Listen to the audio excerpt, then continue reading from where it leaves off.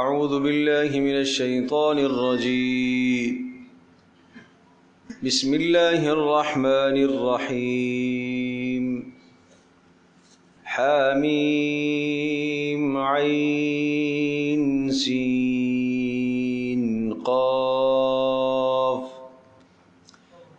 كذلك يوحي إليك وإلى الذين من قبلك الله العزيز الحكيم له ما في السماوات وما في الأرض وهو العلي العظيم تكاد السماوات يتفطرن من فوقهن والملائكة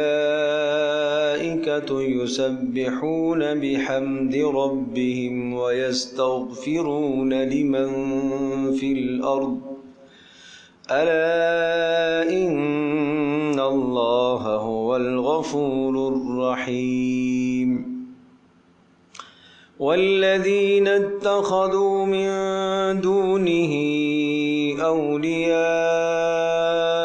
الله حفيظ عليهم وما أنت عليهم بوكيل وكذلك أوحينا إليك قرآنا عربيا لتنذر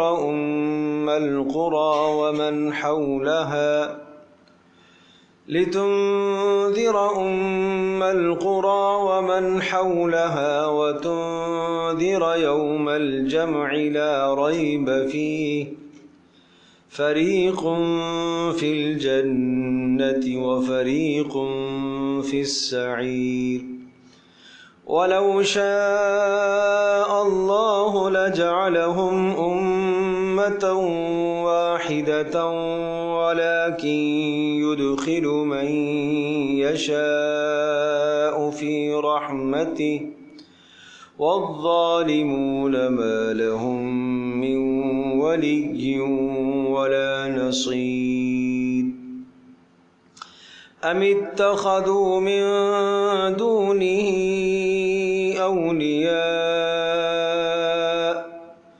فالله هو الولي وهو يحيي الموتى وهو على كل شيء قدير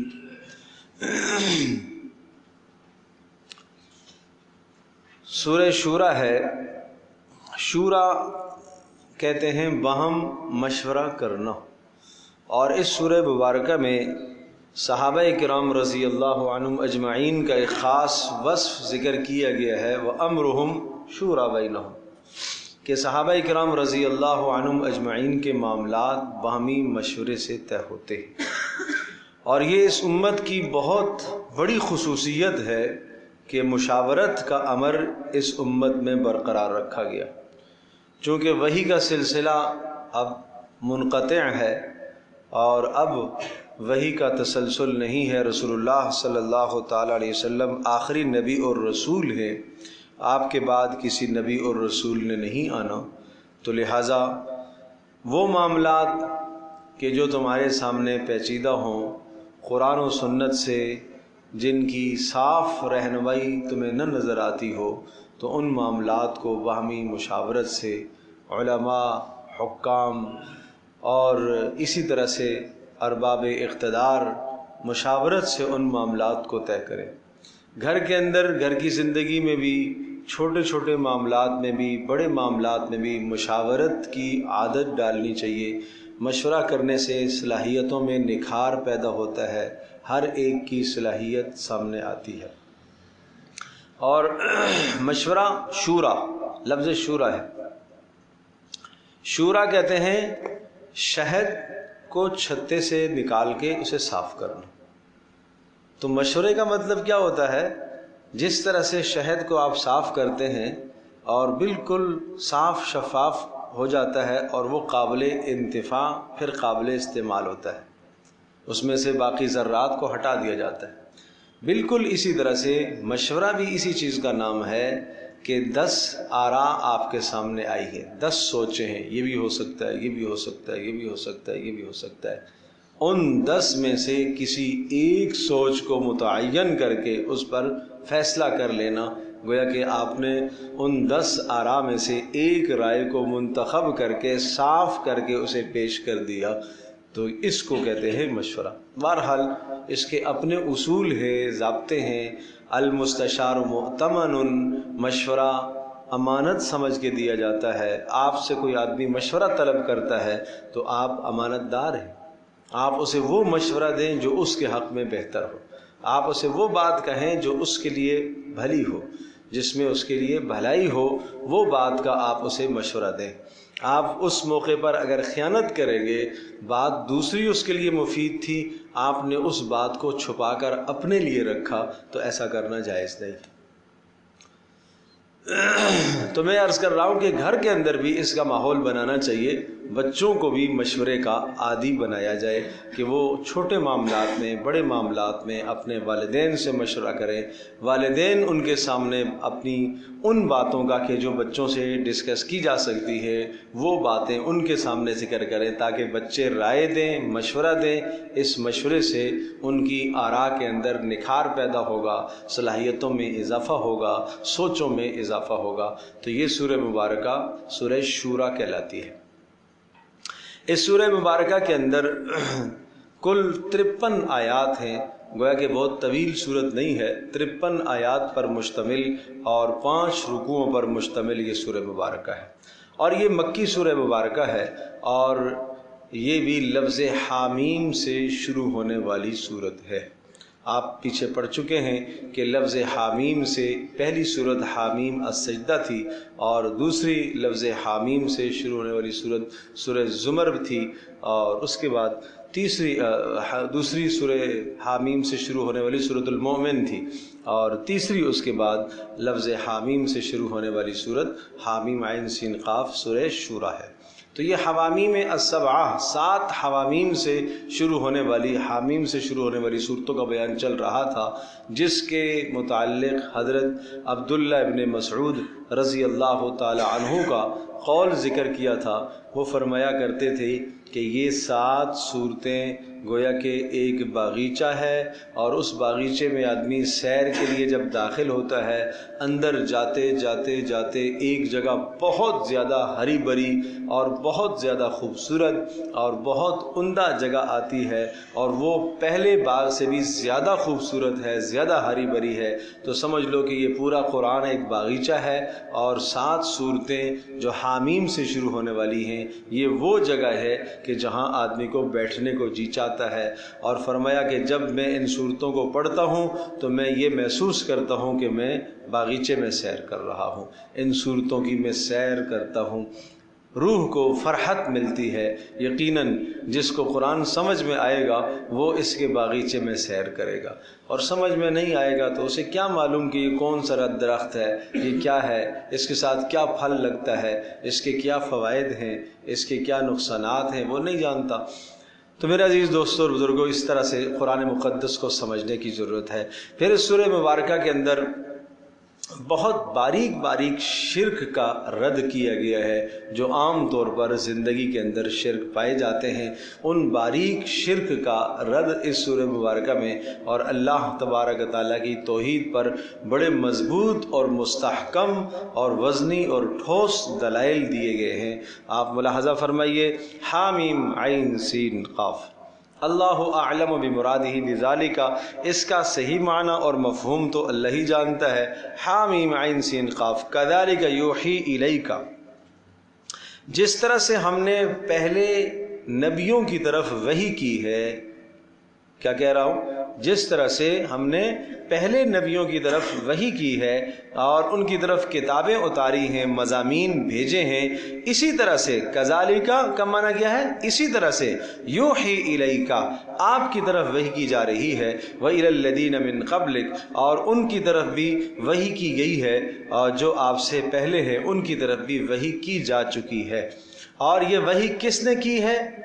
یوحی، لفظ یوحی کا فاعل آگے آ رہا ہے اللہ، وحی کی ہے آپ کی طرف اور آپ سے پہلوں کی طرف. کس نے وحی کی ہے؟ اللہ نے وحی کی ہے. پھر اللہ کی دو صفتیں ذکر فرمائی ہیں. وہ اللہ جو غلبے والا ہے اور وہ اللہ جو حکمت والا ہے. اللہ پاک غلبے والا ہے، سزا دینے کی ہر وقت قدرت رکھتا ہے اس لیے کہ وہ غلبے والا ہے. لیکن الحکیم، اس کی حکمت کا تقاضا یہ ہے کہ وہ سزا کو مؤخر کرتا رہتا ہے تاکہ لوگوں کو توبہ کرنے کا موقع مل جائے. بات سمجھے بھائی؟ تو عزیز معنی یہ کہ سزا دینے کی قدرت رکھتا ہے، لیکن الحکیم حکمت والا ہے اس لیے کہ اس کی حکمت کا تقاضا ہے کہ سزا مؤخر ہو.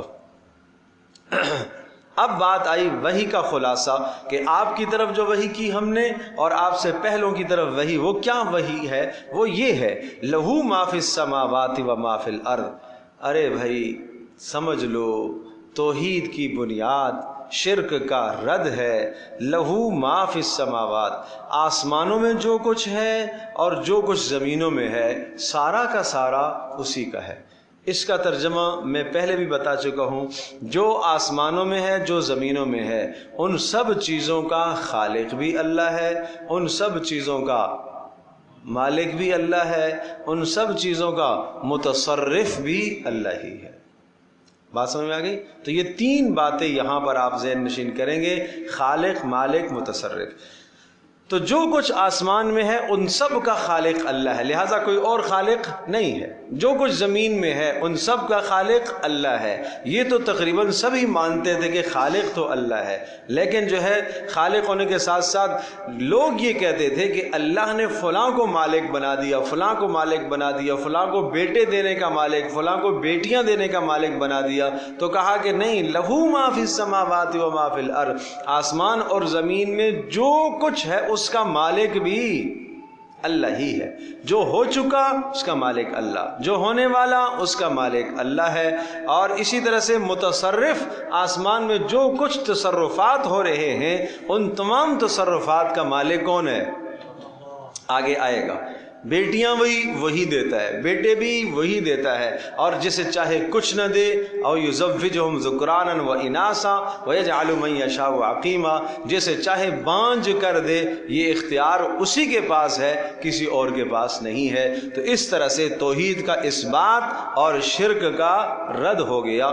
وہو العلی العظیم، اور اللہ وہ ذات ہے العلی، تمام کی تمام مخلوق سے بلند و بالا ہے، مخلوق کی عادات و اطوار و صفات سے بلند ہے. العلی معنی یہ کہ وہ کھانے سے، پینے سے، مخلوق کی ضروریات سے، تمام چیزوں سے مبرہ. العظیم، اور عظمتوں والا ہے، عظمتوں والا ہے، عظمتوں والا ہے. اب عظمت اس کی بتاتا ہوں. عظمت کیا ہے؟ تکاد السماوات، اس کی عظمت، اس کی کبریائی، اس کی بڑائی کا یہ حال ہے. تکاد السماوات، قریب ہے کہ سارے کے سارے آسمان یتفطرن، پھٹ جائیں، من فوقہن، اپنے اوپر کی جانب سے سارے کے سارے آسمان پھٹ جائیں. کیوں نہیں پھٹتے؟ ان اللہ یمسک السماوات والارض ان تزولا. سورہ فاطر میں اس کا جواب ہے اللہ ہی نے آسمانوں اور زمینوں کو روکا ہوا ہے. اگر اللہ نہ روکے ہوئے ہوتا تو آسمان اس اللہ کی ہیبت سے، اس کے جلال سے پھٹ جائیں، اور اس کی تجلیات سے آسمان کے سارے کیا ہو جائیں؟ پھٹ جائیں. یا یہ کہ آسمانوں پر اتنے زیادہ ملائکہ جو اللہ کی حمد و ثنا میں مشغول ہے. حدیث پاک میں آتا ہے 4 انگلی کے برابر بھی جگہ آسمان میں نہیں ہے جہاں پر کوئی فرشتہ اللہ کی حمد و ثنا، تسبیح، تقدیس کے اندر مشغول نہ ہو. آسمان ان فرشتوں کی تسبیح سے پھٹ رہے ہوتے ہیں. دنیا میں ہم دیکھتے ہیں نا، جب بہت زیادہ زوردار آواز آتی ہے تو اس زوردار دھماکہ خیز آواز کا نتیجہ کیا ہوتا ہے؟ چیزیں پھٹ جاتی ہیں. آپ دیکھتے ہیں بلند عمارتوں کے آس پاس کوئی زوردار دھماکہ ہوتا ہے تو عمارتوں کے شیشے چھٹک جاتے ہیں، پھٹ جاتے ہیں، دراڑیں پڑ جاتی ہیں. تو ملائکہ کی تسبیح، ایسا شور و غوغا آسمانوں کے اندر کہ آسمان پھٹنے لگتا ہے، لیکن اللہ تبارک و تعالیٰ نے اپنی قدرت سے اسے روکا ہوا ہے. سارے کے سارے آسمانوں کی یہ کیفیت ہے۔ تو آسمانوں کا پھٹنا دو طرح سے، یا تو ملائکہ کی تسبیح سے پھٹنا، یا اللہ کی کبریائی اور عظمت اور ہیبت اور جلال سے پھٹنا ہے، لیکن اللہ نے ان کو روکا ہوا ہے۔ آگے فرمایا والملائکۃ یسبحون بحمد ربہم، اور ملائکہ یسبحون تسبیح بیان کرتے ہیں، اپنے پروردگار کی حمد کی تسبیح بیان کرتے ہیں۔ وہ یہ کلمات کہتے ہیں سبحان اللہ و بحمدہ سبحان اللہ العظیم، یہ کلمات کہتے ہیں۔ بعض روایت میں آتا ہے یہ کلمات بھی بڑے عجیب ہیں، یہ کلمات سبحان من زین الرجال باللحا وزین النساء بالزوائب، کہ پاک ہے وہ اللہ جس نے مردوں کو زیب و زینت دی داڑھیوں کے ساتھ، اور عورتوں کو زیب و زینت دی سر کے بالوں کے ساتھ۔ سمجھے؟ عورت کی زینت سر کے بال میں ہے اور مرد کی زینت داڑھی میں ہے۔ لیکن آج جو فیشن بن گیا ہے، مرد اس زینت کو نہیں چاہتا، عورت بھی اس زینت کو کٹواتی ہے، وہ چھوٹے کرتی ہے، وہ فیشن پرست ہے، فیشن پر آ گئی ہے۔ لیکن اللہ تبارک تعالیٰ نے اس کا حسن ان بالوں میں رکھا ہے، مرد کا حسن داڑھی کے بالوں میں ہے۔ یہ فطرت ہے، یہ انبیاء کی سنت ہے، یہ فطرت ہے، عین فطرت کے مطابق ہے یہ۔ لہٰذا ہمیں اس پہ فکر کرنی چاہیے، اپنے جوانوں کو، بیٹوں کو، گھر والوں کو اس کی ترغیب دی جائے، اور خواتین اسلام وہ بھی اپنے بالوں کو سنوار کر رکھیں، اور بالوں کو بغیر حجاب کے نہ ہونے دیں۔ بغیر حجاب کے وہ خاتون جو بغیر حجاب کے باہر نکلتی ہے، ایک روایت میں آتا ہے کہ آپ نے وہ منظر اور وہ کیفیت دیکھا، وہ کیفیت آپ نے دیکھی کہ عورتوں کو سر کے بالوں سے پکڑ کر جہنم میں لٹکایا گیا ہے۔ پوچھا یہ کون عورتیں ہیں؟ کہا یہ وہ عورتیں جن کے بالوں کو غیر محرم دیکھا کرتے تھے، جن کے بالوں کو غیر محرم دیکھا کرتے تھے۔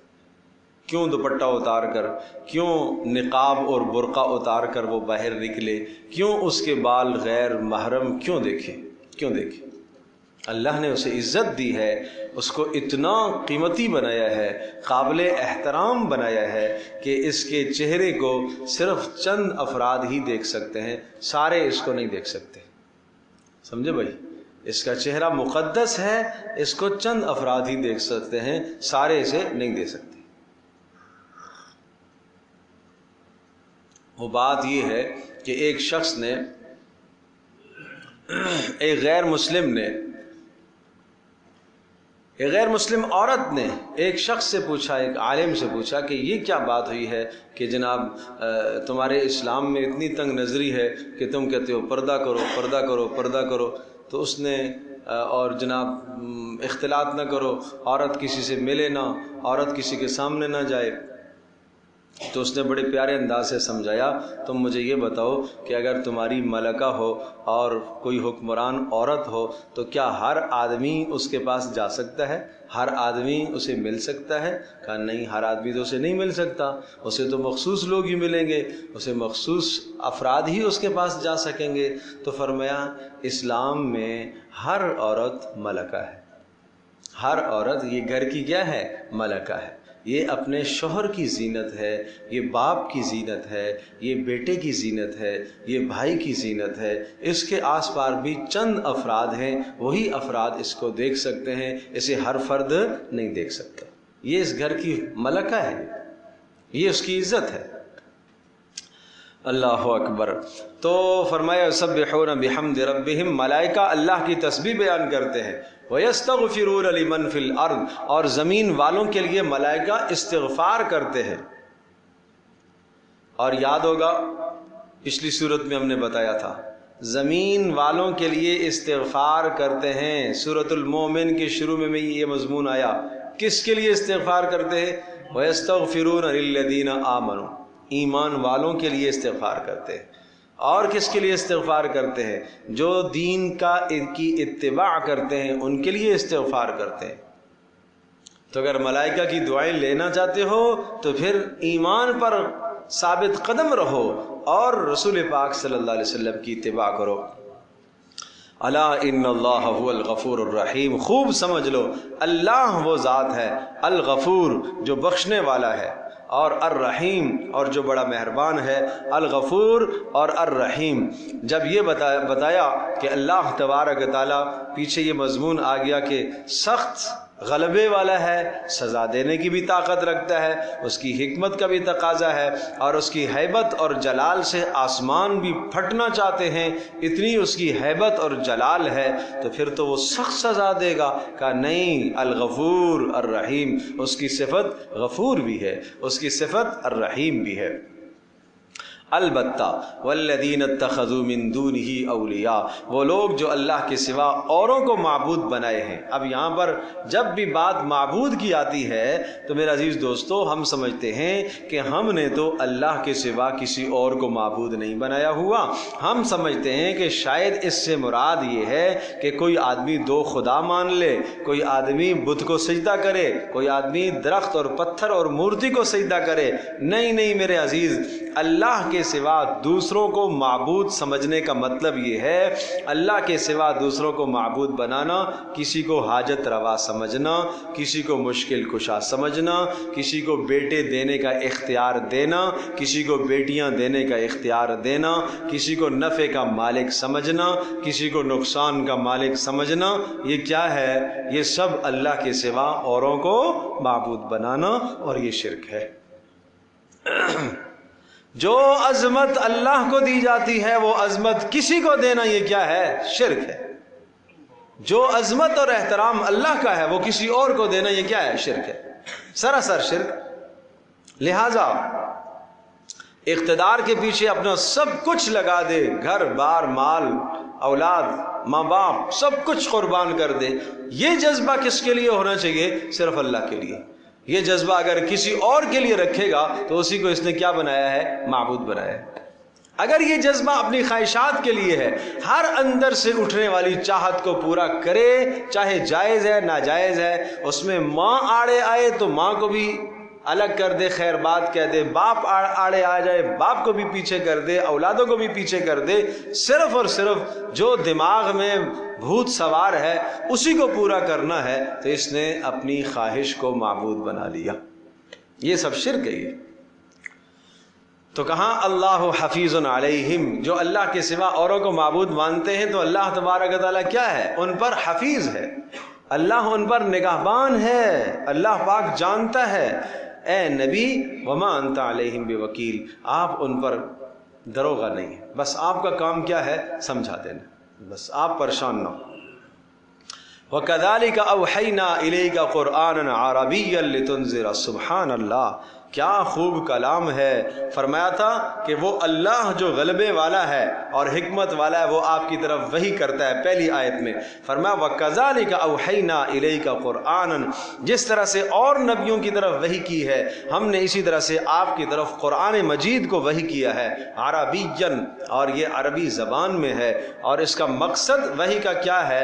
آپ کے آنے کا مقصد یعنی آپ کا فریضہ کیا ہے اور وحی کا مقصد کیا ہے؟ لِتُنذِرَ أُمَّ الْقُرَىٰ، تاکہ آپ ڈرائیں، خبردار کریں، آگاہ کریں، آپ متنبہ کریں ام القریٰ، بستی والوں کو۔ ام اصل، قریٰ بستی، بستی کی اصل، اس سے مراد مکہ مکرمہ، تاکہ مکہ مکرمہ والوں کو آپ خبردار کریں، اور ومن حولہا، اور جو مکہ مکرمہ کے ارد گرد آبادیاں ہیں، اس ارد گرد سے مراد پوری دنیا ہے۔ اس ارد گرد سے مراد کیا ہے؟ یہ لفظ حول، لفظ حول ارد گرد کے لیے آتا ہے، سامنے پیچھے دائیں بائیں، یہ عربی کے جو الفاظ ہیں نا، سامنے قدام، ورا پیچھے، یمین دائیں، شمال بائیں، فوق اوپر، تحت نیچے۔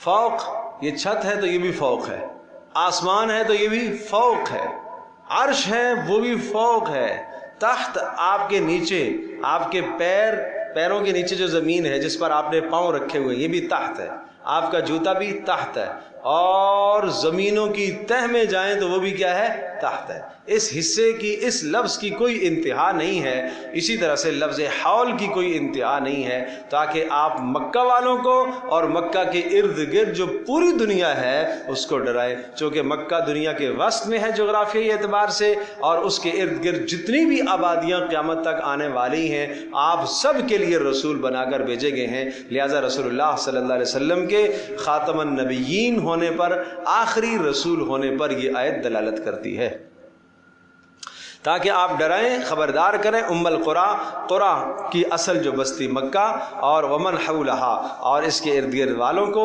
وتنذرا اور تاکہ آپ خبردار کریں لوگوں کو، وتنذرا الناس تاکہ لوگوں کو آپ خبردار کریں، یوم الجمع جمع ہونے والے دن سے خبردار کریں، لا ریب فیہ جس کے جمع ہونے میں کوئی شک اور شبہے کی گنجائش نہیں ہے، وہ قیامت کا دن ہے۔ اور اس دن کا منظر کیا ہوگا؟ پھر فریق فی الجنہ ایک جماعت تو جنت میں جائے گی، وفریق فی السعیر اور ایک جماعت تو دوزخ میں جائے گی، سعیر دوزخ، فریق فی الجنہ ایک جماعت جنت میں اور ایک جماعت دوزخ میں۔ سوال یہ آیا یا اللہ ایک جماعت جنت میں ایک جماعت دوزخ میں، ایسا کیوں کیا آپ نے؟ سب کو جنت میں ڈال دے۔ سنو، وَلَوْ شَاءَ اللَّهُ اور اگر اللہ پاک چاہتا، اللہ چاہتا، لَجَعَلَهُمْ اللہ بنا دیتا ان سب کو امتاً واحدہ ایک جماعت بنا دیتا۔ ایک جماعت بنا دیتا کا مطلب کیا ہوتا؟ کوئی بھی مشرک نہ ہوتا۔ اگر اللہ چاہتا تو ایسا کر دیتا، ایسا نہیں کیا اللہ نے۔ نہیں سمجھے بات؟ یہ بات پیچھے بھی کتنی مرتبہ آ چکی ہے، اللہ نے ایسا نہیں کیا۔ اگر ایسا اللہ کر دیتا تو کیسے کرتا؟ جس طرح سے سورج کا کام ہے طلوع ہونا، جبر ہے اس پر، اس کے لیے کوئی اور اختیار نہیں ہے۔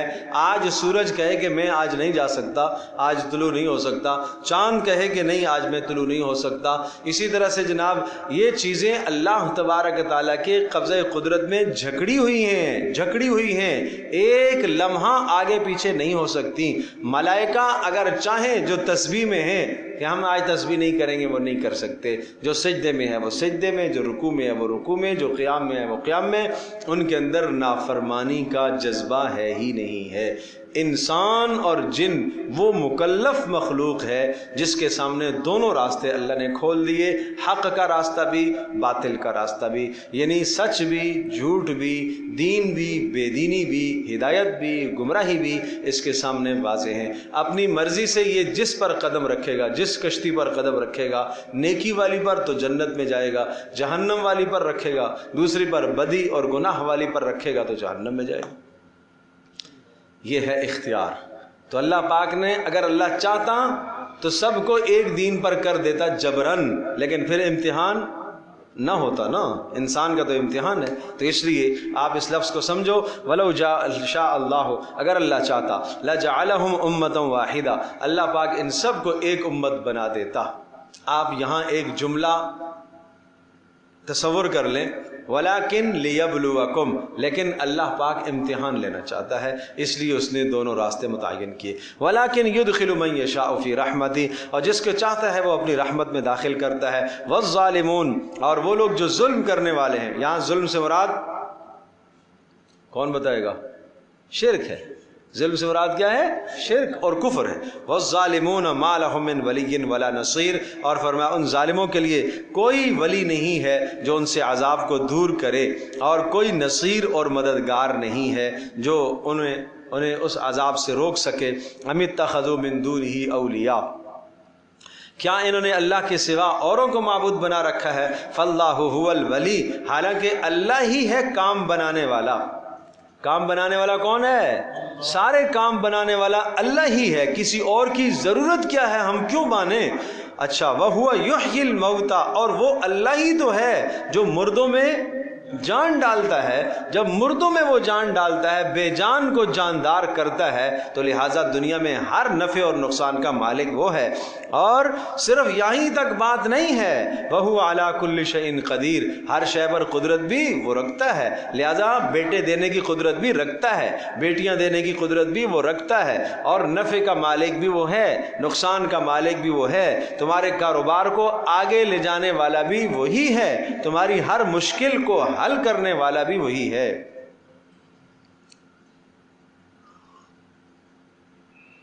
وَمَا اخْتَلَفْتُمْ فِيهِ مِنْ شَيْءٍ،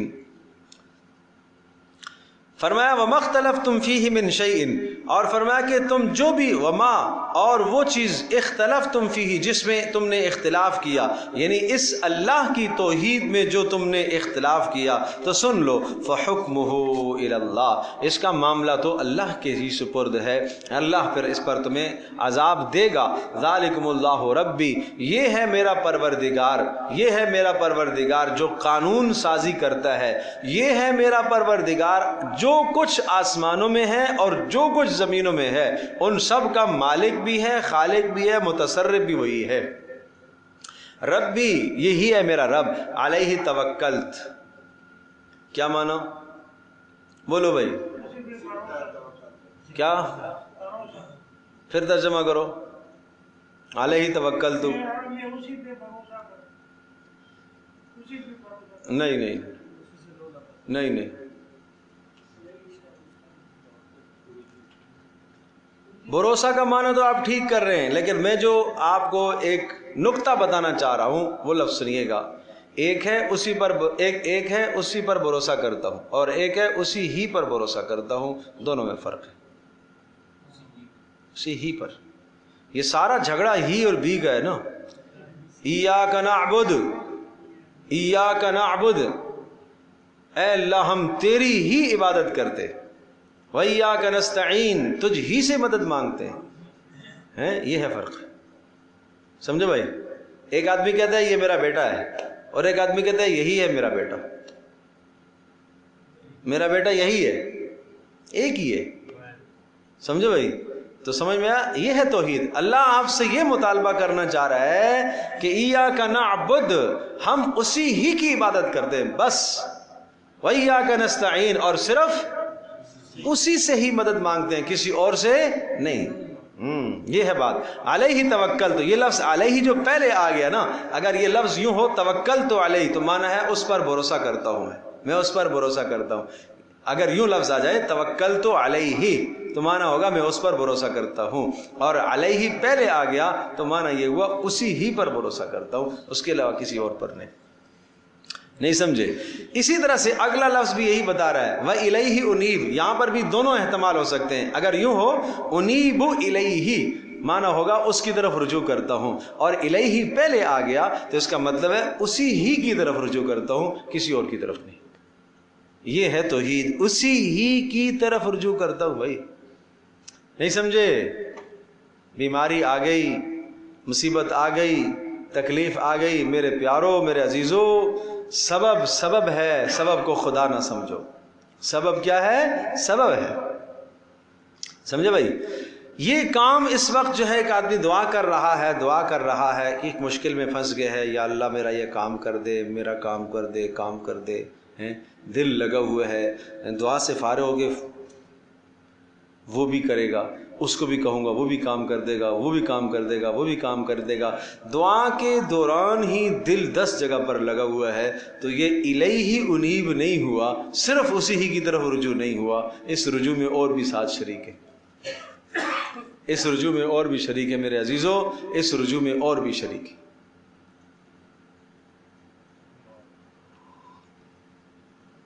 سمجھے بھائی؟ اس رجوع میں اور بھی شریک ہے۔ فاطر السماوات والارض، آسمانوں اور زمینوں کا پیدا کرنے والا وہی ہے۔ جعل لکم من انفسکم ازواجا، اس اللہ کی تم قدرتیں تو دیکھو اور اس اللہ کی مہربانیوں تو دیکھو۔ جعل لکم، اس نے بنایا ہے تمہارے لیے، جعل بنایا ہے، لکم تمہارے لیے، من انفسکم تمہارے ہی نفسوں سے، ازواجن بیویاں، جوڑا جوڑا، جنس ایک ہی ہے نا، یہ بھی انسان تم بھی انسان، اور اگر اللہ تبارک تعالیٰ تمہیں حکم دے دیتا کہ نہیں بھائی تمہاری بیوی انسان نہیں ہوگی جن ہوگی، سمجھے بھائی، وہ تو ویسے بھی غالب آ جاتی ہے، تو جن ہوتی تو پھر، سمجھے بھائی، پھر تو اور مشکل ہو جاتا۔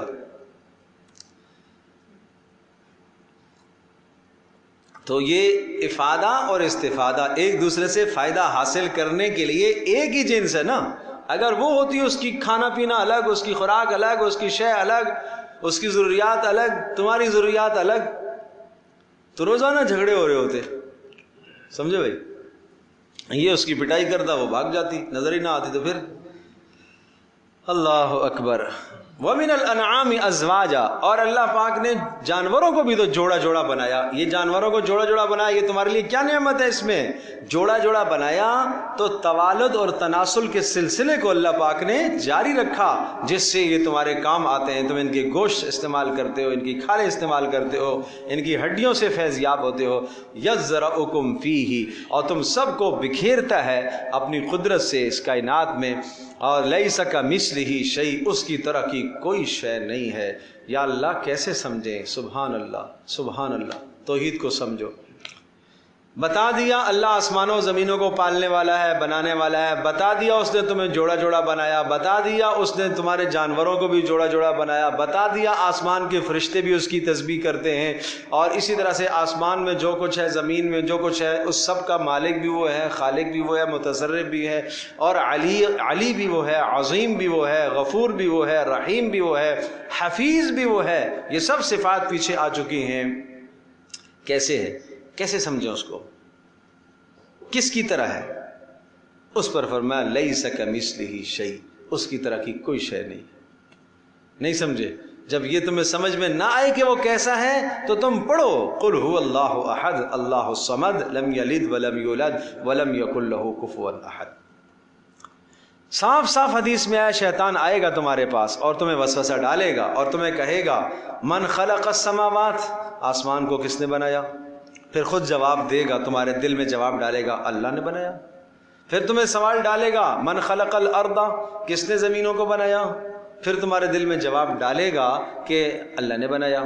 پھر تمہارے دل میں سوال ڈالے گا کہ اچھا من خلق الجبال، پہاڑوں کو کس نے بنایا؟ پھر جواب بھی تمہارے دل میں ڈالے گا اللہ نے بنایا۔ پھر تمہارے دل میں یہ خیال اور وسوسہ ڈالے گا من خلق اللہ، اللہ کو کس نے بنایا، اللہ کو کس نے پیدا کیا۔ اور جب تم یہاں آ جاؤ تو بس کر دو، آگے نہیں جانا۔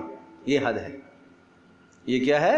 یہ حد ہے بھائی، علم کی حد بتا دی، آگے نہیں جانا، اس میں آگے تم نہیں جا سکتے، نہیں جا سکتے، اس میں تمہاری ذہنی سطح نہیں اس بات کو قبول کر سکتی۔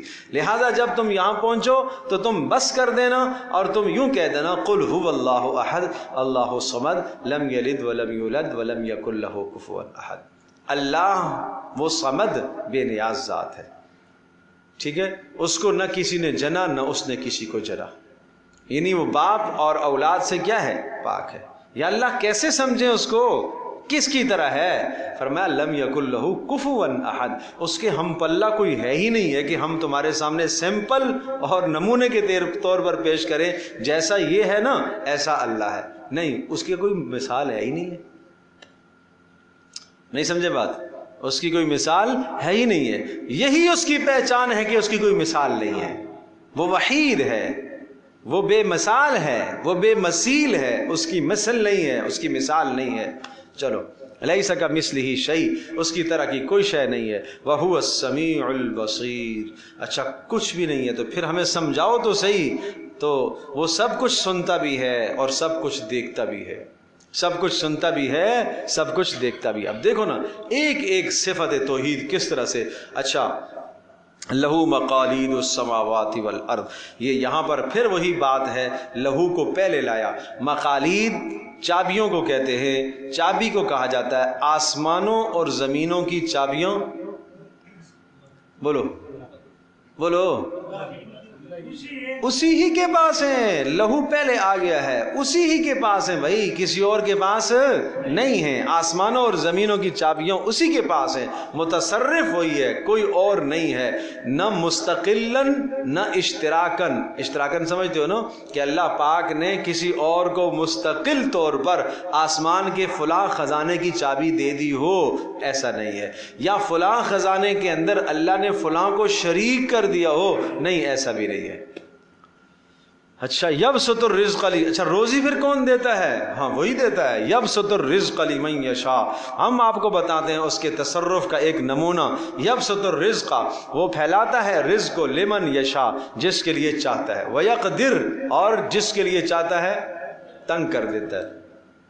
تو رزق کا پھیلانا اور رزق کا تنگ کرنا کس کا کام ہے؟ آج ہم کہتے ہیں کسی نے بندش کر دی, کسی نے بندش کر دیے, کسی نے میرا سارا کاروبار بند کر دیا. کیسی باتیں کرتے ہو, کیوں شرک کی طرف جاتے ہو؟ اللہ کہہ رہا ہے یبسط الرزق لمن یشاء ویقدر, وہ جو چاہتا ہے پھیلاتا ہے, جو چاہتا ہے تنگ کر دیتا ہے. ہم کہتے ہیں کسی نے کچھ کر دیا. ارے میرے عزیز دوستوں اور بزرگوں, میں ہمیشہ سے یہ بات عرض کیا کرتا ہوں, ہاں زہر کھائی ہے آپ نے, اس زہر کا لازمی نتیجہ ملے گا. یہ دنیا نظام فطرت ہے, فطرت میں ایسا ہے. ٹھیک ہے, زہر کھائی ہے آپ نے, خودکشی کی ہے, گناہ ہے. اللہ چاہے اس گناہ کو بخش دے, لیکن اس زہر کا جو ظاہری اثر ہے وہ دنیا میں مرتب ہوگا, وہ اثر مرتب ہو کر رہے گا. وہ اللہ چاہے آخرت کے اعتبار سے تمہیں معاف کر دے, لیکن اس کا اثر مرتب رہے گا. اسی طرح سے اگر آپ کو اللہ نے مال دیا ہے, اگر آپ کی زبان سے متکبرانہ جملے نکلے تو یہ متکبرانہ جملے اس مال کو تنگ کر دیتے ہیں. تو اب مال جو تنگ ہوا ہے یہ ایسا ہی ہے جیسا کہ ایک چھت سے ایک آدمی نے چھلانگ لگائی, یا جناب اسی ٹرین کے نیچے یا گاڑی کے نیچے خود اس نے اپنا سر دے دیا, خودکشی اس نے کی. موت کس نے دی اس کو؟ اللہ نے. سبب کس نے؟ خود اختیار کیا اس نے. بالکل اسی طرح سے رزق کو تنگ کس نے کیا؟ اللہ نے. سبب کس نے اختیار کیا؟ خود اختیار کیا. خود متکبرانہ جملہ بولا. نمبر 2, خود ناشکری کی ہے, اور خود بار بار اس کا چرچا کر رہا ہے, اظہار کر رہا ہے دوسرے پر فوقیت جتلانے کے لیے. میرے پاس تو ایسا مال ہے, میرے پاس تو یہ ہے, میرے پاس تو وہ ہے, میرے پاس تو یہ ہے. یہ اپنے کیے کا اثر ہے کہ اس سے نظر بد لگ گئی اور ان جملوں کے اندر پکڑا گیا, اور وہ کیا ہو گیا؟ قبض رزق ہو گیا, یعنی رزق تنگ ہو گیا. اللہ اکبر. یبسط الرزق لمن یشاء ویقدر انہ بکل شیء علیم. وہ جانتا ہے خوب, وہ ہر شے کو جانتا ہے کہ کس کو رزق پھیلانا ہے, کس کو تنگ کرنا ہے. شرع لکم من الدین ما وصى, یہ تو سب اللہ کی قدرت کے دلائل, عقلی دلائل تھے. اب ہم آپ کو نقلی دلائل سمجھاتے ہیں. نقلی دلائل کا مطلب گزشتہ انبیاء علیہ الصلوۃ والسلام نے بھی توحید کی دعوت دی ہے. 5 انبیاء علیہ الصلوۃ والسلام کا تذکرہ قرآن میں ایک جگہ پر آتا ہے, اور یہ انبیاء علیہ الصلوۃ والسلام اولو العزم پیغمبر کہلاتے ہیں. حضرت نوح علیہ الصلوۃ والسلام, حضرت ابراہیم علیہ الصلوۃ والسلام, حضرت موسیٰ علیہ الصلوۃ والسلام, حضرت عیسیٰ علیہ الصلوۃ والسلام, اور حضرت محمد صلی اللہ تعالی علیہ وسلم. یہ 5 انبیاء اولو العزم پیغمبر کہلاتے ہیں. یہاں پر ان کا تذکرہ ایک جگہ پر آیا ہے. سورۃ الاحزاب کے اندر بھی ان کا تذکرہ ایک ہی جگہ پر آیا ہے. شرع لکم من الدین, شرع لکم من الدین, اللہ نے مقرر کر لیا, متعین کر دیا تمہارے لیے الدین, دین کو. اللہ پاک نے تمہارے لیے اسی دین کو مقرر کر دیا, اسی توحید کو مقرر کر دیا. ما وصى به نوحا, جس دین کی وصیت اللہ نے کس کو کی تھی؟ نوح کو. والذی اوحینا الیک, اور اسی طرح سے اسی دین کی وصیت اللہ نے اے نبی آپ کی طرف بھی کی ہے. وما وصینا به ابراہیم, اور اسی دین کی وصیت ہم نے ابراہیم کو بھی کی ہے, موسیٰ کو بھی کی ہے, عیسیٰ کو بھی کی ہے. وہ کیا دین ہے؟ وہ یہ ہے, ان اقیم الدین, دین پر قائم رہنا, توحید پر قائم رہنا, اللہ کی وحدانیت پر قائم رہنا, یہی تمہاری کامیابی کا راستہ ہے. ولا تتفرقوا فیہ, اور آپس میں تفرقے نہ بنانا, آپس میں اختلاف نہ بنانا, اختلاف نہ بنانا, توحید میں اختلاف نہ کرنا. یاد رکھیے گا بھائی, فروعی اختلاف, مسائل کا اختلاف الگ چیز ہے, اس کو تفرقہ نہیں کہتے. یہ امام ابو حنیفہ رحمۃ اللہ علیہ کی یہ رائے ہے، یہ امام شافعی رحمۃ اللہ علیہ کی رائے ہے، یہ امام احمد بن حنبل رحمۃ اللہ علیہ کی رائے ہے، یہ امام مالک رحمۃ اللہ علیہ کی رائے ہے۔ چاروں ائمہ کی آراء سامنے آ جائیں تو کوئی یہ کہہ رہا، کوئی یہ کہہ رہا، کوئی یہ کہہ رہا، یہ تفرقہ نہیں ہے، اس کو سمجھیے گا، یہ تفرقہ نہیں ہے، یہ رسول اللہ صلی اللہ تعالی علیہ وسلم کے دین کی تشریح ہے، یہ اللہ کے احکام کی تشریح ہے، اللہ کے احکام کی تشریح ہے۔ میں مثال کے طور پر مثال سے بات عرض کرتا ہوں، بات واضح ہو جائے گی۔ ایک حدیث آپ کے سامنے رکھتا ہوں،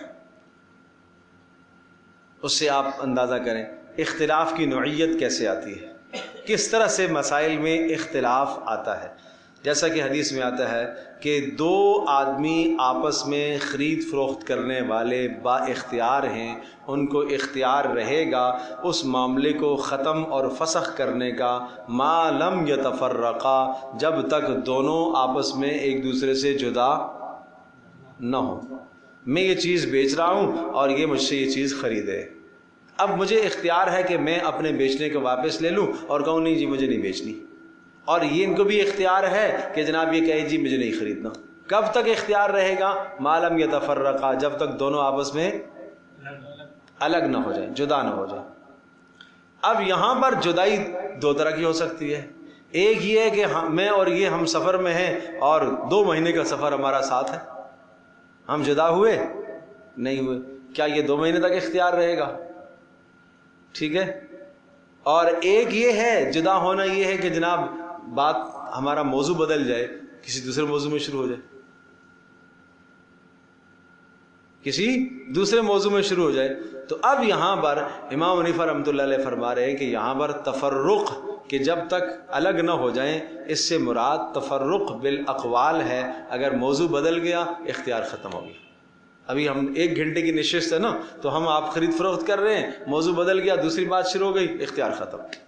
امام شافعی رحمۃ اللہ علیہ اختیار دیتے وہ فرماتے ہیں کہ نہیں، یہاں پر تفرق سے مراد تفرق بالابدان مراد ہے، جسموں کا تفرق مراد ہے، چاہے 1 مہینہ ساتھ چلتے رہے۔ انہوں نے اپنی سوچ کے مطابق اس حدیث کی تشریح کی، انہوں نے اپنی سوچ کے مطابق اس حدیث کی تشریح کی۔ اس میں ہمارا مذہب یہ ہوتا ہے، ہم یہ کہتے ہیں کہ ہم امام حنیفہ رحمۃ اللہ علیہ کی رائے کو لے رہے ہیں، اور ہمارا مذہب امام حنیفہ رحمۃ اللہ علیہ کی جو یہاں رائے ہے وہ درست ہے، لیکن غلطی کا احتمال رکھتی ہے، ممکن ہے بات ان کی درست ہو، لیکن ہم اس کو لے رہے ہیں، ہمیں زیادہ یقین اس بات پر ہے کہ یہ بات کیا ہے، درست ہے۔ دوسرے جو ہیں ان کی جو سوچ ہے، ہم یہ کہیں گے کہ وہ غلطی پر ہیں، لیکن درست کا احتمال ان کا بھی ہے، درستگی کا احتمال ان کا بھی ہے۔ اس موقع پر اس کو کہتے ہیں مجتہد، جو اپنے اجتہاد سے فیصلہ کرتا ہے، وہ رائے ایک قائم کرتا ہے اس حدیث کی شرح میں یا اس قرآن کی آیت کی شرح میں۔ اس مجتہد کو اگر وہ مصیب ہے، اپنی بات پر درست ہو جاتا ہے، اس کو دوہرا اجر ہے، اور اگر وہ مخطی ہے، اس کو خطا ہوتی ہے، تو پھر بھی اس کو 1 اجر ملتا ہے۔ تو اس کو تفرقہ نہیں کہتے، آج لوگ اس کو تفرقہ سمجھتے ہیں۔ سیاسی تفرقہ نہیں ہے، گھریلو تفرقہ نہیں ہے، خاندانی اختلاف جو ہے نا تفرقہ نہیں سمجھتے۔ آج دین کے اندر تفرقہ، اللہ کے بندو تفرقہ کا مطلب تو سمجھو۔ وَلَا تَتَفَرَّقُوا فِيهِ كَبُرَ عَلَى الْمُشْرِكِينَ مَا تَدْعُوهُمْ إِلَيْهِ، بڑی گراں گزرتی ہے یہ بات، گراں گزرتی ہے علی المشرکین، مشرکوں پر، ما وہ بات، وہ مضمون، تدعوہم الیہ، جس کی طرف آپ ان کو بلاتے ہیں، یعنی وہ آپ کس کی طرف بلاتے ہیں؟ آپ توحید کی طرف بلاتے ہیں، ان کو یہ ناگوار گزرتا ہے، یہ نہیں کہتے، وہ بھی مانتے تھے کہ اللہ ہے، لیکن بھائی تھوڑا تھوڑا تو اللہ نے اس کو بھی اختیار دیا ہوا نا، یہ بھی مان لو۔ نہیں سمجھے بات؟ لبیک اللہم لبیک لبیک لا شریک لک لبیک ان الحمد والنعمت لک والملک لا شریک لک، یہاں تک تو بات ٹھیک ہے۔ آگے ایک جملہ بولتے تھے، الا شریکا تملکہ وما ملک، اے اللہ تیرا کوئی شریک نہیں ہے۔ مشرکین کہتے ہیں، کیا کہتے ہیں؟ اے اللہ تیرا کوئی شریک نہیں ہے مگر الا شریکا تملکہ وما ملک، ہاں ایسا شریک ہو سکتا ہے کہ اس شریک کے بھی آپ مالک ہیں اے اللہ، اور اس شریک کو جو کچھ آپ نے اختیار دیا ہے اس کے بھی آپ ہی مالک ہیں۔ کہا یہی تو شرک ہے، اللہ نے کسی کو کوئی اختیار نہیں دیا. اسی کا نام تو شرک ہے. تو مشرکین عرب مشرک ٹھہرائے، حالانکہ یہ لبیک اللہم لبیک کا نعرہ لگاتے تھے، یہ صدا ان کے پاس تھی. الا شریکن، بس ایک شریک ہے، بیٹے دینے کا اختیار اللہ نے اس کو دیا، اور یہ بھی اللہ کے حکم کے بغیر کسی کو نہیں دے سکتا، اللہ سے پوچھ کے ہی دے گا. نہیں سمجھے؟ کہا نہیں اختیار دیا اللہ نے کسی کو. بارش دینے کا اختیار اللہ نے فلاں کو دیا ہے، اور بارش کا بھی اللہ مالک ہے، اس کا بھی اللہ مالک ہے، اور یہ بھی اللہ سے پوچھ کر بارش دے گا. کہا نہیں، ایسا ہے، ایسا نہیں ہے، یہ اختیار صرف اللہ کے پاس. بات سمجھے بھائی؟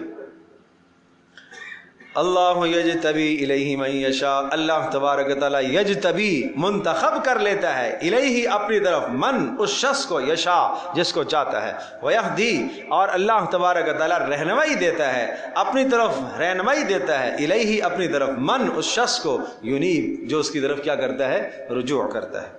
وما تفرقوا الا من بعد ما جاءهم العلم بغيا بينهم، اے اللہ پھر اختلاف کیوں کیا؟ وما ان لوگوں نے، وما تفرقوا الا من بعد ما جاءهم العلم، انہوں نے اختلاف نہیں کیا مگر اس وقت کیا جب ان کے پاس علم آ چکا، قرآن آ چکا، سنت آ چکی. کیوں اختلاف کیا؟ بغيا بينهم، آپس میں عداوت کی وجہ سے، کہ اگر ہم نبی کی بات مانیں گے اور ایک ہی دین پر ہم سارے مکہ والے ہو جائیں گے تو ہماری چودراہٹ ختم ہو جائے گی، ہمیں کون پوچھے گا؟ پھر واہ واہ تو انہیں کی ہوگی. پھر ارے بات سمجھے نہیں سمجھے؟ ہاں یہ مسئلہ ہے. وَلَوْلَا كَلِمَةٌ سَبَقَتْ مِن رَّبِّكَ إِلَىٰ أَجَلٍ مُّسَمًّى لَّقُضِيَ بَيْنَهُمْ، اے اللہ اگر یہ اختلاف کر رہے ہیں تو ان کو عذاب کیوں نہیں دیتا؟ سوال، اختلاف کر رہے ہیں، کفر ہے، شرک ہے، عذاب کیوں نہیں دیتا؟ فرمایا ولولا کلمۃ سبقت، اگر فیصلہ نہ ہو چکا ہوتا تیرے پروردگار کی طرف سے. کیا فیصلہ؟ الی اجل مسمن، ایک وقت مقررہ کا فیصلہ نہ ہو چکا ہوتا، لقضی بینہم، تو کیا ہو جاتا؟ اللہ پاک عذاب کا فیصلہ نافذ کر دیتا. ارے بات سمجھے نہیں سمجھے؟ ہمارے ہاں کا تو حال ہے نہیں نا کبھی. یہ ہم کیا ہے، مثال کے طور پر ایک چیز متعین کر دیتے ہیں، ٹھیک ہے جی، ایک بات ہم فیصلہ کر لیتے ہیں کہ یہ کام مجھے پرسوں میں کرنا ہے، اور ہم پھر آج شدید مجبور ہو گئے اس کام کی طرف کہ ہم آج ہی کر بیٹھے. ایک آپ نے دینا ہے کسی آدمی کو، مثال کے طور پر عطیہ دینا ہے، کب دو گے بھائی؟ پرسوں دینا ہے آپ نے، ٹھیک ہے، ایک وقت مقرر آپ نے کیا. کل اس نے آپ کے ساتھ کوئی احسان کیا اور آپ احسان کے نتیجے میں اتنے مجبور ہو گئے کہ آپ ابھی جا کے دے کے آگے. اللہ ایسا مجبور نہیں ہوتا. نہیں سمجھے بات؟ نمبر 2، فلاں کو سزا دینی ہے، کب دینی ہے؟ پرسوں دینی ہے. آج غصہ آ گیا، آج ہی جا کے پٹائی کر کے آگے. اللہ کا نظام ایسا نہیں، ہر شے کا وقت مقرر ہے. لا تبدیل لکلمات اللہ، اس کے کلمات، اس کے فیصلے بدلتے نہیں ہیں. اور یہ بات میں نے پہلے بھی عرض کی ہے، یہ مضمون بتا چکا ہوں کہ ہوتا یہ ہے کہ اللہ پاک کی طرف سے، یعنی ادھر سے نبی کی محنت جا رہی ہے، ٹھیک ہے، اور ادھر سے مخالفین کی مخالفت جا رہی ہے. مخالفین کی مخالفت اس انتہا کو پہنچے گی اور نبی کی محنت بھی اس انتہا کو پہنچے گی، تو پھر آپس میں ٹکراؤ ہوگا تو عذاب. سمجھے؟ جب اس محنت اس انتہا کو نہ پہنچے، محنت اس سے نیچے ہے، تب بھی عذاب نہیں آئے گا.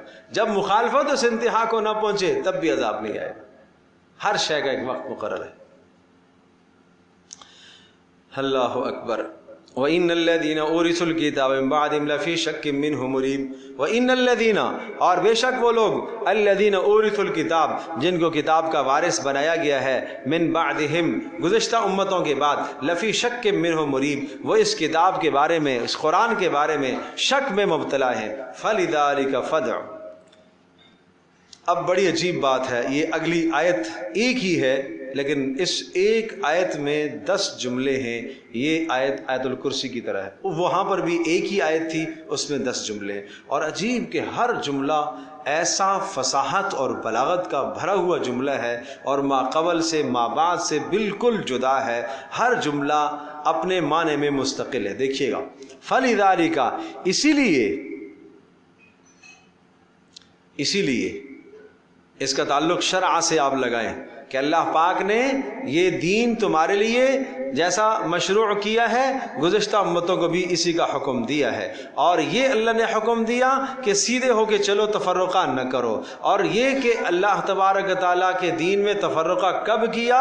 جب علم آیا۔ کیوں کیا؟ بغیاً بینہم، عداوت کی وجہ سے۔ اور اگر اللہ پاک کی طرف سے عذاب کے مؤخر ہونے کا فیصلہ نہ ہوا ہوتا، متعین نہ ہوتا، تو فیصلہ آ چکا ہوتا۔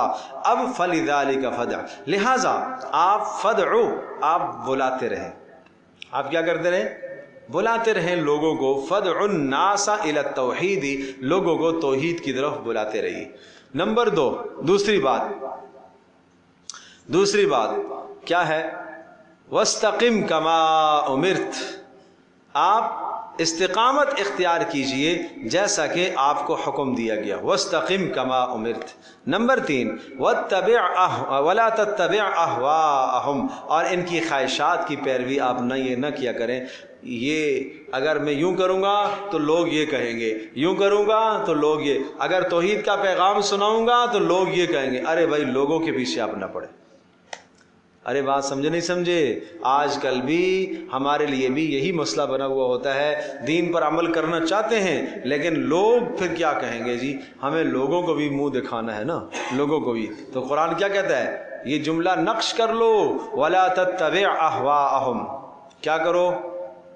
ان کی خواہشات کی پیروی نہ کرو، جو بولنے دو۔ نمبر 4، وَقُلْ آمَنْتُ بِمَا أَنزَلَ اللَّهُ مِنْ کتاب، اور آپ یہ کہہ دیجئے کہ جناب میں ایمان لایا جو اللہ نے اتارا میرے اوپر۔ وَأُمِرْتُ، اور نمبر 5 یہ کہہ دیجئے وَأُمِرْتُ، مجھے حکم دیا گیا ہے لِأَعْدِلَ بَيْنَكُمْ، کہ میں کیا کروں؟ تمہارے درمیان میں عدل کروں۔ نمبر 6، اللہ ربنا و ربکم، اللہ ہمارا بھی رب ہے اور تمہارا بھی رب ہے۔ نمبر 7، لنا اعمالنا ولکم اعمالکم، ہمارے لیے ہمارے اعمال اور تمہارے لیے تمہارے اعمال۔ کتنے ہو گئے؟ کتنے ہو گئے؟ 7 ہو گئے نا۔ نمبر 8، لا حجت بیننا و بینکم، ہمارے اور آپ کے درمیان میں کوئی جھگڑا اب نہیں ہے، اس لیے کہ بات کھل کر واضح ہو چکی ہے۔ اور نمبر 9، اللہ یجمع بیننا، اللہ ہم سب کو جمع کرے گا۔ اور نمبر 10، وَإِلَيْهِ الْمَصِيرُ، اور اسی ہی کی طرف لوٹ کر جانا ہے۔ یہ 10 جملے ہیں، بڑے بہترین اور شاندار جملے ہیں، یاد کریں۔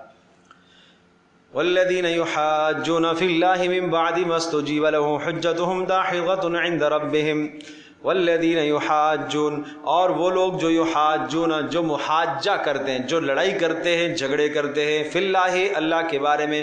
اللہ کے بارے میں جھگڑا نہیں کرتے، اللہ کی توحید کے بارے میں جھگڑا کرتے۔ من بعد ما استجیب له، بعد اس کے کہ ان کے، من بعد ما استجیب له حجتهم داحضۃ عند ربهم، بعد اس کے کہ ان کے دین کو مان لیا گیا ہے، دین کو مان لیا گیا ہے، مانا ہے کہ یہود کے علماء نے اس دین کو تسلیم کیا ہے، نصارہ کے رہبان نے ان دین کو تسلیم کیا ہے۔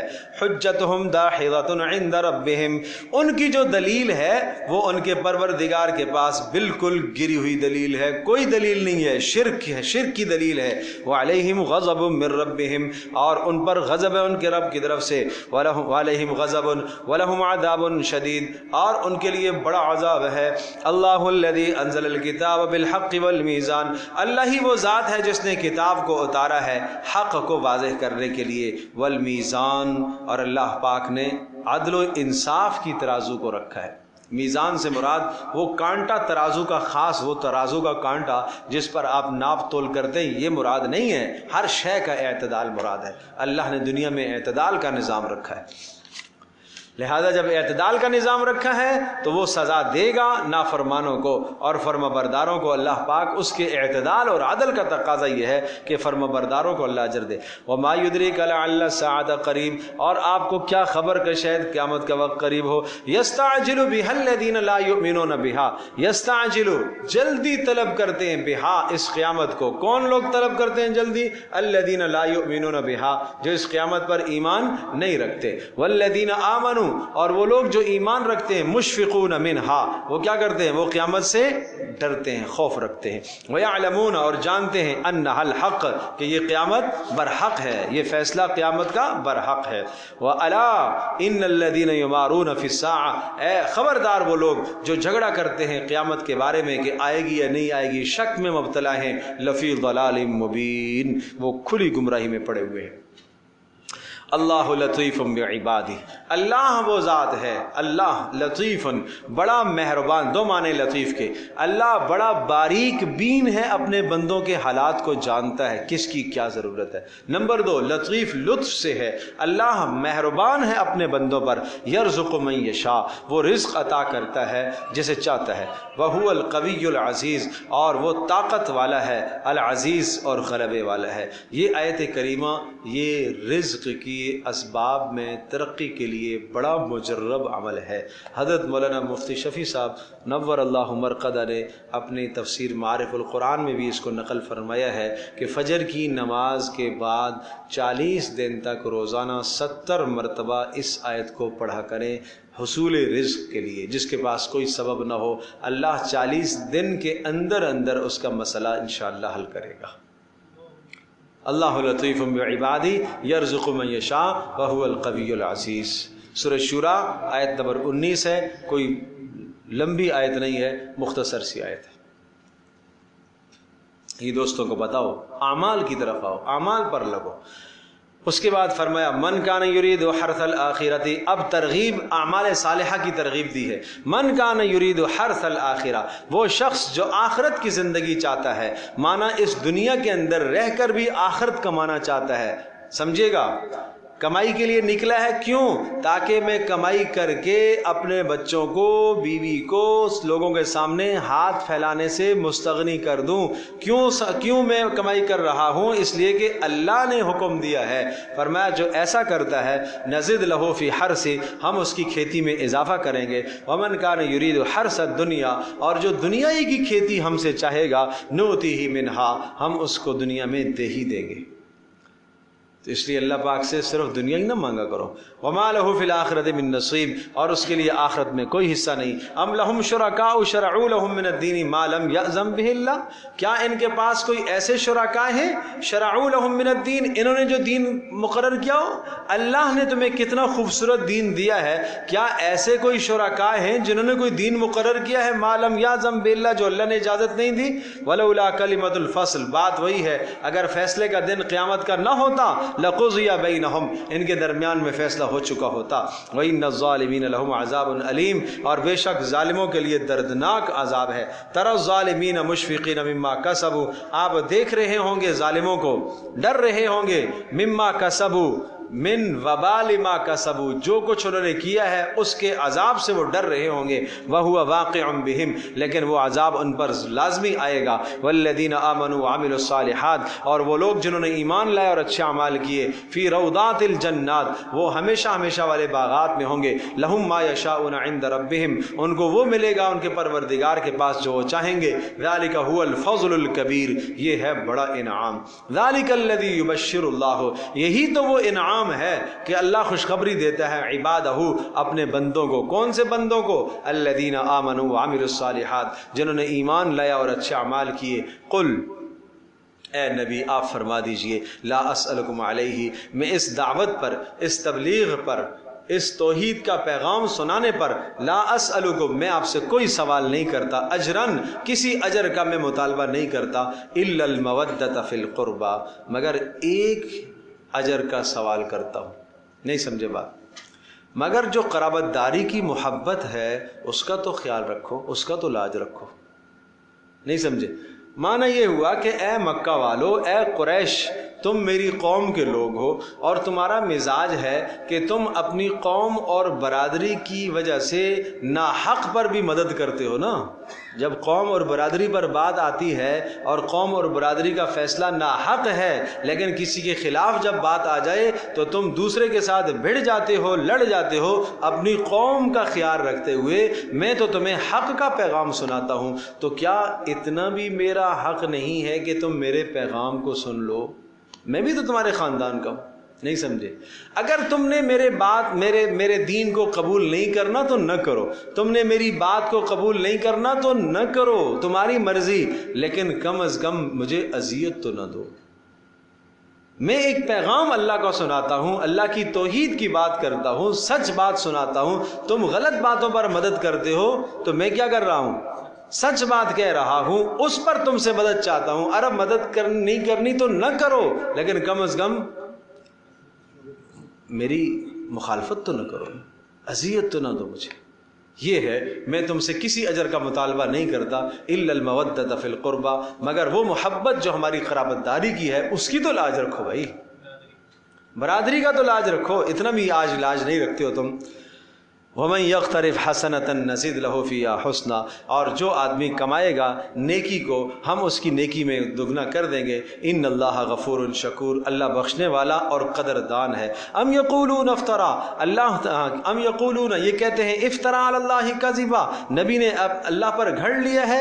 سن لو، فإن یشاء یختم علی قلبک، اگر آپ نے گھڑ لیا ہوتا، اللہ چاہے تو کیا کر دے؟ آپ کے دل کو بند کر دے، مہر لگا دے۔ ویمحو اللہ الباطل، اور جو آپ نے گھڑا ہو اللہ اسے مٹائے گا، لیکن ایسا ہے نہیں۔ وَيُحِقُّ الْحَقَّ بِكَلِمَاتِهِ، اور اللہ اپنے کلمات کو ثابت کرے گا۔ إِنَّهُ عَلِيمٌ بِذَاتِ الصُّدُورِ، وہ دلوں کے حالات کو جانتا ہے۔ وَهُوَ الَّذِي يَقْبَلُ التَّوْبَةَ، اللہ ہی تو وہ ذات ہے جو توبہ کو قبول کرتا ہے اپنے بندوں کی۔ وَيَعْفُو عَنِ السَّيِّئَاتِ، اور بہت سارے گناہوں کی درگزر کرتا ہے۔ وَيَعْلَمُ، اور خوب جانتا ہے، مَا تَفْعَلُونَ، جو تم کرتے ہو۔ وَيَسْتَجِيبُ، اور اللہ ہی تو وہ ذات ہے، وَيَسْتَجِيبُ الَّذِينَ، قبول کرتا ہے ان لوگوں کی دعاؤں کو جو ایمان لائے اور اچھے اعمال کیے جب اس کو پکارتے ہیں۔ وَيَزِيدُهُم مِّن فَضْلِهِ، اور اللہ ان کے فضل کو اضافہ کرتا ہے۔ وَالْكَافِرُونَ لَهُمْ عَذَابٌ شَدِيدٌ، اور کافروں کے لیے سخت عذاب ہے۔ اے اللہ، جب تو رزق پھیلاتا ہے، رزق تو دیتا ہے، ولو تو سب کو کیوں نہیں دے دیتا؟ بعض کو تنگ کر دیا ہے، بعض کو زیادہ، بعض کو کم۔ سنو، ولو بسط اللہ الرزق، اگر اللہ پاک رزق پھیلا دے سب پر، لعبادہ، سب بندوں کے لیے، تو کیا کریں گے؟ لبغوا فی الارض، یہ سارے کے سارے زمین میں کیا بن جائیں گے؟ باغی بن جائیں گے، نافرمان بن جائیں گے۔ جب ایک آدمی کے اندر رزق کی تنگی ہوتی ہے تو وہ صلاۃ الحاجت بھی پڑھتا ہے، آیت کریمہ بھی پڑھتا ہے، دعائیں بھی کرتا ہے، سمجھے بھائی؟ لیکن جب مل جاتا ہے تو پھر مسلح بھول جاتا ہے کہاں رکھا ہوا ہے مسلح، دو دن، پھر چار دن ملتا ہی نہیں ہے مسلح، پھر وہ جناب ساری تسبیحات، سارے وہ دانے سب غائب ہو جاتے ہیں۔ پھر جب کوئی مرے گا، مصیبت آئے گی، پھر وہ دانے نکل آتے ہیں، کہاں رکھے تھے بھائی، پتہ نہیں وہ کس کے گھر میں پڑے ہوئے ہیں، نکال کے لے آؤ۔ تو اس طرح سے اگر وسعت ہو جائے نا تو پھر سب کے سب کیا بن جائیں؟ باغی بن جائیں۔ اس لیے حدیث میں بھی آتا ہے اللہ پاک نے جس کو جس حال میں رکھا ہے، جس کو رزق کی وسعت دی ہے، اسی حالت میں اس کے لیے بہتری ہے۔ اگر وہ فقیر ہو جائے تو یہ کفر کر لے گا، اور جس کو اللہ پاک نے فقیر رکھا ہے اگر یہ مالدار ہو جائے تو یہ باغی بن جائے گا۔